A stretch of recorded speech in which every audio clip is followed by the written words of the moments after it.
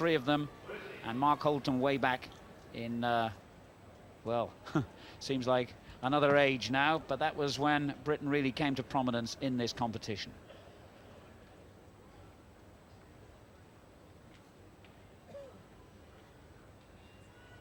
False start there made possibly by the Ukraine athlete, Belakon, I think.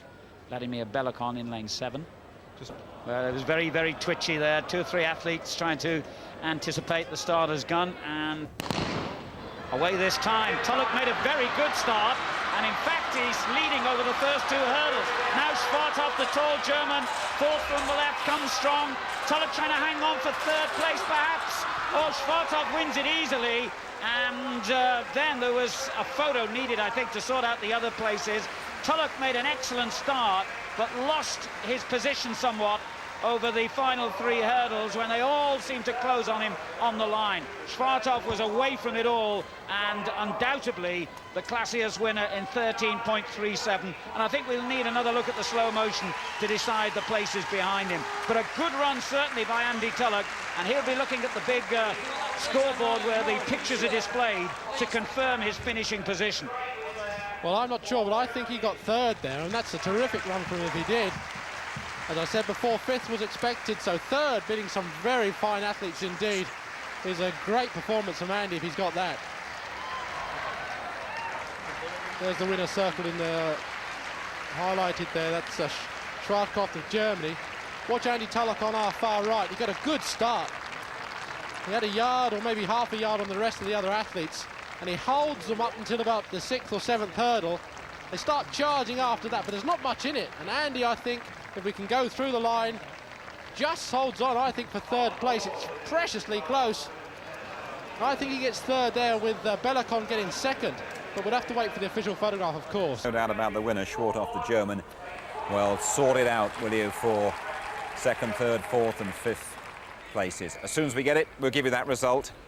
Kelly Holmes could well... Superb run for 2nd yesterday and a new personal best in the 100 metres. Now she lines up in the 200 her stronger event. From the inside, it's Vinogradova of Belarus. Catherine Merry running in lane 2.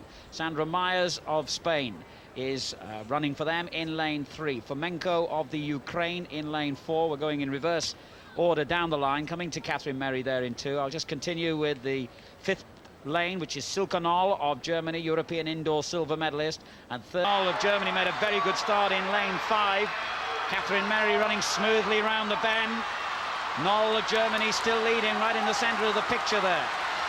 Also on this side, Biachenko of Russia, but look at Catherine Merry coming through strongly now. The German has it at the moment, but Catherine Merry is going to take another runners-up spot. Knoll wins it. Merry 2nd. I think Fischer of France or the Russian got through for 3rd. 23.04, the winning time for the experienced European indoor silver medalist Silkanol. But another 7 points, 14 in total for her now this weekend for Catherine Merry. The 2 laps of the track. The British athlete starts in lane 8 here, and they break from their bends as they enter the back straight. Craig Winrow, just 22. And let's see how the early jostle for position sorts them out. The big German has got himself into the front pack, and so has Craig Winrow, sensibly. Perhaps he's going to try and dictate the pace from the front. But Mochibon and the Spaniard shared the leadership at the moment. Or the Frenchman, rather. Craig Winrow handily placed just behind them. So Mochibon leads for Germany. Winrow in 2nd place, running on the outside of the lane at the moment. The Romanian Bogdan on the inside. The Italian, one of the favourites, Cadoni, moving up into 3rd at the bell. 55 seconds, in fact. That'll suit him, Steve. Lovely, nice and slow. That's what Winrow wants. He's in the ideal position, as long as he doesn't try and hug the curb here, because if he does that, he might find himself being boxed. Craig's got to really get on the shoulder of Mochibon, really, and ease off of that coming around this top bend. But he's running very well, having said that. He's just got to keep his wits about him just at this point now.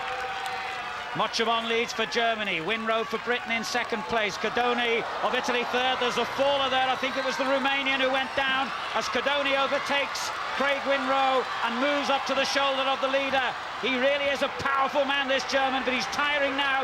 You can see that on his face. And Winrow's under pressure to hold on for third place.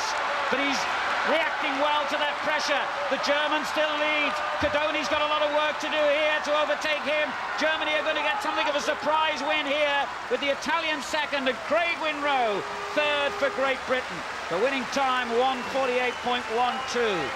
Nico Mochamon, the world indoor bronze medalist, takes 8 points for Germany, and bear in mind they were the overnight leaders. They were 8 points ahead of Great Britain at the start. Russia threatening on 57 and 56. And just moving down, Belarus on 42, France on 40, Spain 39 and Romania 37. It's terrifically expected to win it, indeed to battle with the Frenchman. Jean Galfillon for supremacy has failed his opening height, which was this previous one to this, of 5 meters 60. So the situation is that Patrick Stenlund of Sweden, who recently did a personal best of 5 meters 62, and Tim Lobinger of Germany are in contending at the moment. And that means good points again for the Germans, who, as we've said before, have been really well ahead of the rest of the pack here. But we now look as if we may, if things continue to go okay for us, we may get the second spot ahead of Russia. Very, very strong athlete, Kelly Holmes. She's a physical training instructor in the Army, and indeed ran in the Army Championships recently against men, and beat quite a few of them, and has gone straight into the lead here.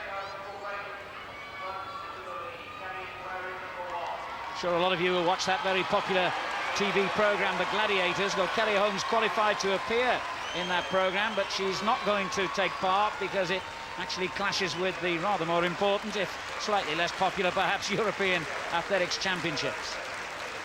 3 3/4 laps of the track, this women's 1500 metres, with Kelly Holmes leading the pack for Great Britain. Steve, she is obviously talented and immensely strong, and a potential winner here. Oh, undoubtedly, and I think one of the good things about Kelly is she's so confident as well. I mean, I don't think she's underestimates her own ability, and by doing that, I think she's gone out in front and just relaxing through there. She's not really pushing the pace that fast, but she's stretching the girls out behind and sifting through them to see who's going to be a main challenge when it comes down to the last 400 metres. That's 66 seconds there, not that fast for the first 400 metres, and Kelly just relaxing out front. She does this sometimes. I think that's the best way to do it. It means that you don't have any bunching and boring going on behind you, any pushing and shoving. You just run your own race until you want to start moving through. And she's doing as much as she can, I think, just to keep out of trouble. 4 years ago. Kremliova bids for the lead. Kelly Holmes digs in and holds her off. They're clear in third place now. So unless she has a real setback here over the final 200, Kelly Holmes has got to place in the first 3, and it's looking like a place in the first 2. It could even be number 1. It's Kremliova on the near side against Britain's Kelly Holmes on the curve. It's a race to the finish between the Russian and the British athlete. Kremliova just getting ahead, but Kelly Holmes is fighting hard to get back at her. What a finish this is, and the Russian just has the strength to hold off Kelly Holmes, but a fine 7 points for Great Britain. Holmes in second place, with Beckley third for Romania, then Kiesling fourth for Germany. Good start made by Ajipong. Picaro a little down on them at the moment. Groudin going well for Russia, third from the right. Ajipong's having a marvellous run. Now Picaro starts coming through, but she's in contention. She's won it. Fantastic victory for Ajipong. She's beaten Picaro and Groudin, and that's probably the biggest win of her life. 13 seconds dead, and that is a magnificent performance, a best ever time, and she's taken the scalps of some redoubtable competitors and taken 8 points for the British women's team. I said she'd be inspired by the rest of the team's performances. I never expected that. Well, there she is highlighted again, and dearie me, the women are going from strength to strength. They really are. This could actually make the difference between them actually being in the World Cup final or not. And Jackie, as you said, Alan, got a terrific start there. Pico France in lane 2 was off slowly, really. Ground in there in lane 3 was the best. But I think at this point now, you see Jackie start stretching away, and I took us totally by surprise. She actually was a comfortable winner in the end there, almost a yard from Groudin, and a close finish there for 3rd place. But my word, that really was an exceptional run. And when you think it's an event that must be as much mental as physical, when you think that their last big race ended, as I said, in chaos, clattering, so the German pushed right down into 5th place there, although the Russian Groudin obviously got 7 points for them in 2nd. What a run by Jackie Adjupong. Michael Huka of Germany, Sergei Osovich from the Ukraine, Daniel Sanguma of France, Linford Christie goes in lane 6, Daniel Kojakaru of Romania 7, Sandro Flores of Italy in lane 8. Now, this is the chart showing the fastest ever times these athletes have run, and as you would expect, on paper, Linford Christie is the best, and I suspect on track he will be the best too, but you can't get no false starts this time, thankfully. Linford Christie got away brilliantly too. He's already overtaken Kojakaru and Flores on the outside lanes. Christie looking good in the middle. The German falling back to Osovich of the Ukraine, the blonde figure in the centre. He's nearest to Linford Christie. Linford stretches and Linford wins it. Osovich, 2nd place. It was close, but it doesn't matter. It's 8 points and another winning performance by the British team captain Linford Christie. 100 metres, 4x100 relay, he anchored home, and now the 200. A terrific treble for the skipper. It was close, though.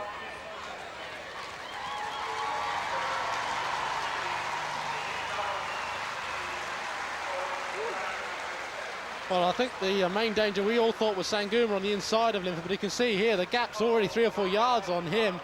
Osovich was the surprise from the Ukraine. I think Linford really looked across there, a sneaky little look across to see where Sanguma was, and he wasn't there, but Osovich was there, all in blue in lane 4. And really, he did push Linford all the way to the line. Wasn't an easy race for the captain, but he came through in the end. I think it would have been a major disappointment if he hadn't won today. Only about 6 or so inches in it, but a good victory in the end. Particularly those points we're gaining on the Russians all the time. The Germans, I think, are still going to win this. But at the moment, if we can hold on and get the sort of performances we're looking for, there's still 5 men's events to come, and we're looking for Jonathan Edwards to do well in the triple and so on, we could just make it. And the women's, though, I've just done some computing on that. Well, we've got 2 events only left there. And my calculations will be Britain and Germany 97. Time round. Brandt of Germany leads. Lambruschini of Italy now overtaking Chaston to move into 2nd place. So Great Britain in 3rd with 800 metres remaining. The Frenchman has now dropped back to 4th. Romania in 5th. Well, the good point from our side of things is that the Russian is way back there in 6th. So as long as Chaston can keep going and the Russian doesn't improve too much, that's another buffer of points we've got between those and the Russians, and we need, as I say before, all the points we can get. And Chaston looks quite comfortable. He doesn't seem to be tiring at all. In fact, I think he's moving through. Good performance yet again. Yes, I think Steve was quite right to emphasise that. The Germans are seemingly comfortable leaders in the match, though we keep repeating that this is the kind of event where just one slip-up can cost the whole team dearly. But our sights are set at the moment on 2nd place, and our competitors for that spot are the Russians. So it's important that in every event for the men, the British competitor finishes as far ahead of the Russian as he can. As expected, the battle, though, for the leadership is going to be fought out between Brandt of Germany, currently #1 here, Lambruschini of Italy, currently #2, and Justin Chaston running well in 3rd. The Welshman from South Glamorgan, who ran and won the Welsh 5,000 metres championships just 9 days ago, so he's in good shape. As Lambruschini moves effortlessly ahead of Brandt to take the lead down the back straight for the final time. Well, not only has Lambruschini moved forward, but unfortunately the Russian has moved into 4th place, so he's pulled back 2 more places on us there. But Lambruschini, the Italian, as I said before, a class performer. Looks very, very comfortable indeed at this particular rhythm. Brandt behind, I think, is a safe bet there for 2nd place for Germany, but Kasten there in 3rd. Great performance yet again. We thought he might get third, and he's done that. He's done us proud. Lamborghini looks back. He's quite confident that he's going to take this race with ease. So Lamborghini, the Italian policeman, eases his way home for 8 points for Italy. Brandt will be second for Germany, but then in third place, and a very, very valuable 6 points. Well done to Justin Chaston of Great Britain, with the Russian chasing home in fourth place, just ahead of the Swede. It's in the triple jump. Second round, we saw Kapustin of Russia do 17 meters 30, and the battle is really on between Britain and Russia for the second spot. Here's Jonathan, good jump. I don't think it's as good as Kapustin. He doesn't look that happy. Well, now, that means that after the steeplechase, the points are Germany, 98. Britain, 85.5. Russia, 75. So it's a long way down, though we've got the discus to come, and the Russians will gain a lot of points in that. Jonathan Edwards will very much be hoping he can beat Kapustin. But even if he doesn't, second place still keeps us very much in the hunt, and probably having the edge on what may happen in the event still to come over the Russians. On the track, we've got the 5,000 meters and the 4x4. In the field, we've got this triple jump and the discus. So Jonathan Edwards started with 16 meters and 86, and that looked rather similar. Yes, it was 16.87, so he stays in second place as we now look at Bob Weir throwing for Britain in the discus. Hope he can get near the 60-meter line, and that's the arc out there in the center. Happens in the European Cup final is that they wait for all the other events to finish, and indeed they have now, the women's shot being the final field event in action, before they allow the final track event of the whole competition to take place. That's why there's a bit of a delay now before we see that women's 4x4. On with the discus. Yes, it's Jean-Claude Rittel of France, whose ranking is 7th, and he's certainly not likely to trouble the leaders. What we don't want, of course, is him to throw so far as he overtakes Britain's Bob Weir. Just looking at the... And Kumbanus gained 8 for Germany, and the Russians gained 6. So it means that in the shot, in the women's competition, Germany have 91.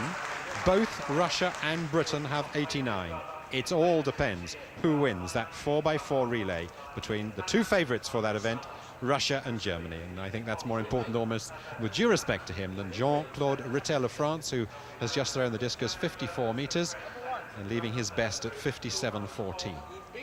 Rob Weir.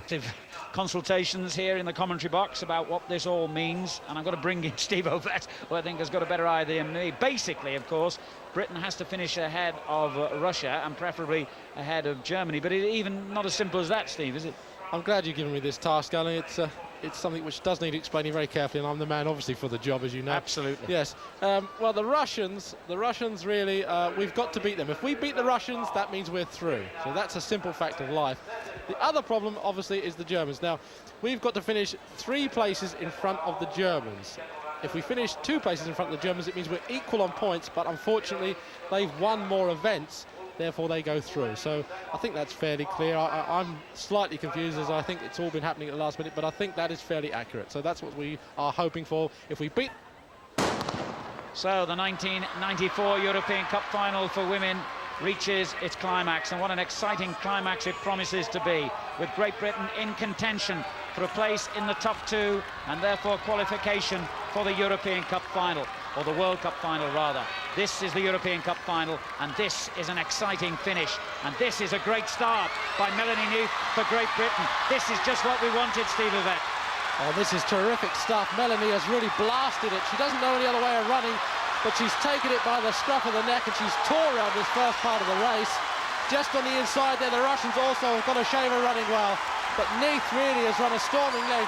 Godosheva's run equally as well when you consider the stagger, but the main problem of the Germans are just out of our picture at the moment, way back there in 5th or 6th, so that's good news. Well, you could not have scripted it better than this. What a finish to this European Cup final. The British women, with a great start given them by Melanie Neath. Tracy Goddard picks up the baton. 52.9, the first 400 metres for Melanie Neath. And the Germans have fought their way back into contention. The Russians well placed. But the main thing is that as they break from lanes here,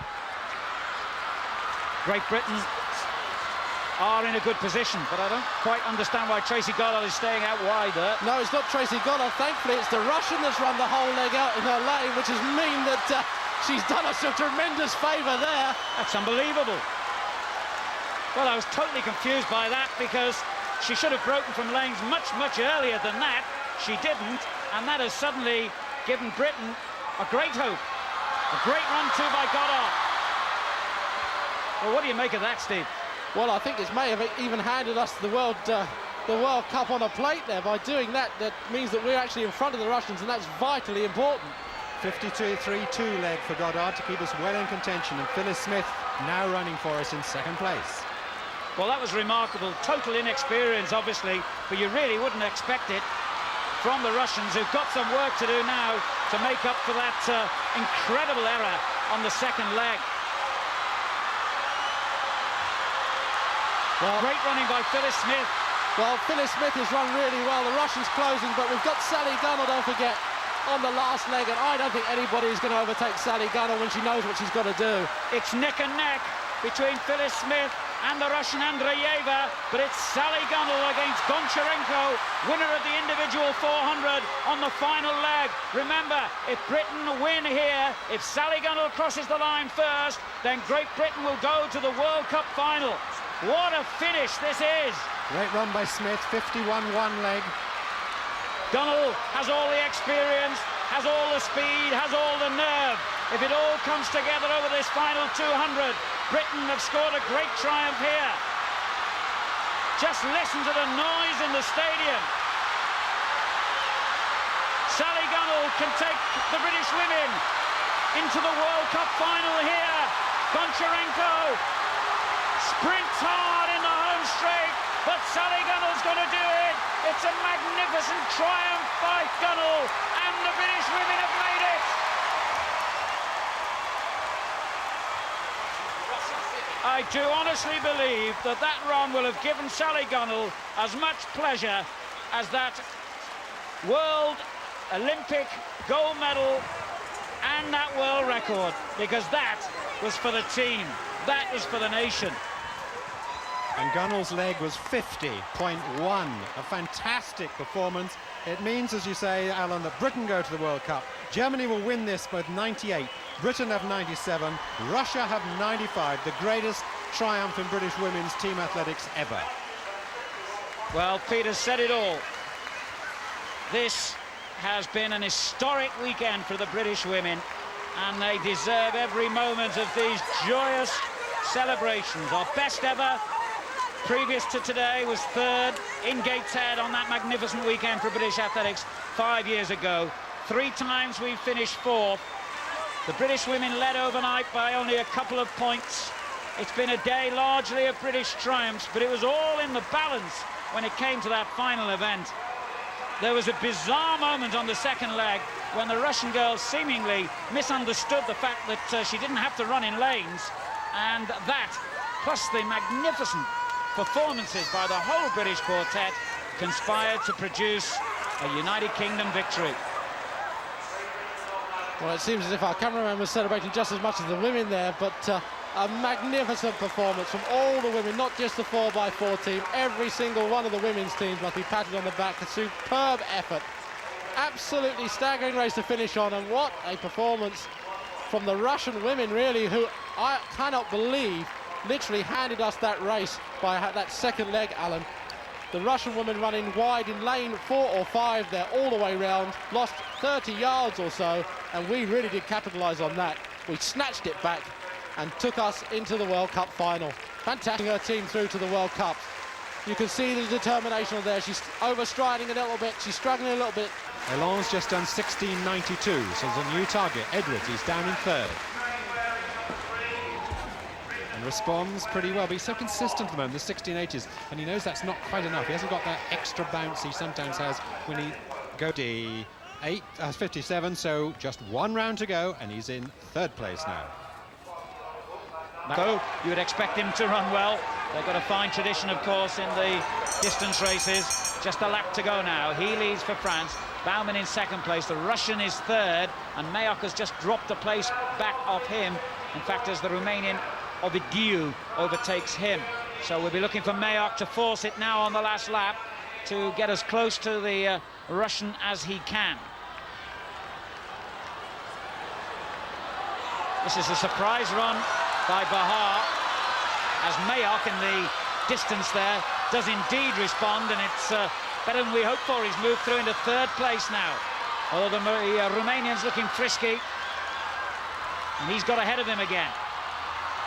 France lead, Germany second. The Russian has dropped back to sixth now, with Mayock for Britain currently in fourth. So as long as he can keep as far ahead of the Russian as he can, that's what really matters here. The Romanian finishing very strongly, but the Olympic champion Baumann has got himself in front when it matters most. Germany win, France second, Romania third, Mayock fourth for Great Britain, sixth place for the Russians. Sixth place for the Russians. That's important. It's all Germans. Britain 97, a fantastic achievement, confirmed in the relay, of course.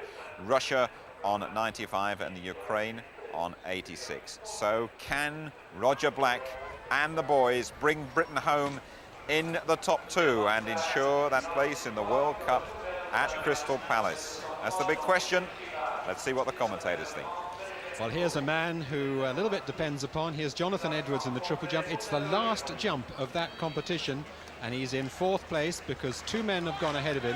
Tord Henriksson of Sweden has done 16.99, and remember that Serge Gellon of France had also done 16.92 in the fifth round, and Milan's just done 16.90 at the finish as well. So it may still be enough, but it's 5 points rather than the 8 that we might have hoped for from Jonathan Edwards. Can he come through at the end of this triple jump competition? Oh, no, he can't. So that's a point or two down. That's 5 points to Jonathan Edwards. And the Russians will take 8 points in that. So that's a 3-point narrowing of that lead. It was 12.5 points that Britain had after the 5,000 metres, but there's also a narrowing to come in the discus as well. That's very nearly finished. She had quick calculations, which I need to check, going into the 4x4 relay. So we do have to get the baton round at least.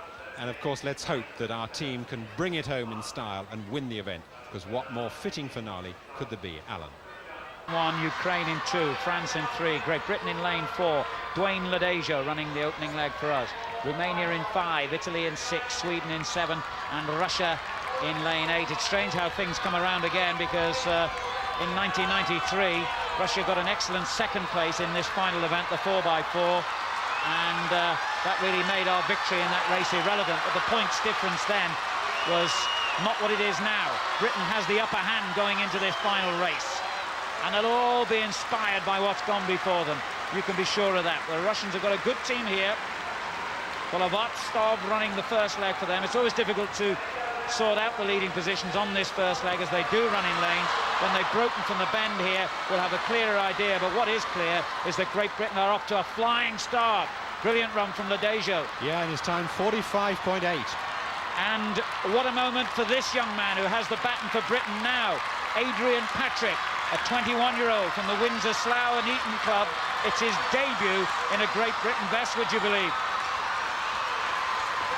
Sweden are in second place. The Russians third. We have to stay in front of Russia. We have to keep the baton safely in our hands, and if we do, the men will join the women in the World Cup final. Patrick's tying up a little here, but he's run a marvellous race considering it's his first ever at this level. The Russians came storming through as well towards the end there. Well, Brian Whittle's got the baton in his hand, and Brian's the sort of man that can run this leg without any shoes on and still come tearing through. Look at him go down that back straight. He's got to stay in front of the Russian, though. The Swede still leads. 46.9 leg for Patrick. Whittle's got himself in front of the Russian, so it's Sweden, Britain, Russia, and the Russians losing ground to the Frenchman. That's good news for Great Britain. Brian Whittle has run a brilliant leg here. If he can hold on, he's got to hold on here. And Roger Black, the great Roger Black, lies in wait for the anchor leg. The Russians have moved back into second place. It's Roger Black who takes us into the lead and into the final lap of the final event. Great leg by Whittle, 45.2. Well, I was just worried there as as the battle was changed. Roger just hesitated slightly, but I think he wanted to make absolutely sure the Russians are closing. But my money is on Roger Black. I don't think anybody would bet against this sort of calibre of man. Diagana running well for the French here in third place. Roger Black has been out of the sport for a whole year. He's missed something like 3 years of his great career because of injury and illness. But this is a moment when Roger Black is back on top of the winners' rostrum again. And it's been a great weekend for British athletics. The men and the women go to the World Cup final. Magnificent. A cool 44.6 seconds is all it took Roger to get round that final leg. Well, if anyone doubted, the track and field is one of Britain's most successful sports. This weekend has brushed away those doubts surely. The men we've always known can compete at the highest possible level. With the exception of 1 or 2 glorious individuals, the women's team have perhaps struggled to keep pace with the men in recent years. But this is a weekend when they too have come out of the shadows and proved that they have a great team in their own right. Steve Ovett, what a great weekend for the sport in Britain. Well, it's been nail-biting stuff all the way through both days. We said at the very beginning that it was going to be points in it, and it went all the way through to the last races, the 4x4, to prove a point. Here's their performance, I think, from my point of view, was superb. Overshadowing the men a little bit because it wasn't expected, whereas the men's was. But overall, the GB team, men and women, absolutely fabulous. And I can confirm now the final point standings in the men's match. Congratulations to the Germans, a men's and women's double for them. They won the men's European Cup final by 121 points. But Great Britain were in second place with 106.5 points to Russia's 100 dead. So Britain take that second qualifying spot for the World Cup final. And if Gateshead 5 years ago was described at the time as the finest weekend in the history of British athletics, well, this has run it pretty close. Because bear in mind, particularly in the case of the men, they've qualified despite the absence of some of our best athletes, some of our biggest names. And there is written confirmation of that result. Germany 121 points. Britain in second place will go to Crystal Palace in September in men's and women's events to contest the World Cup final. Russia third with 100 points.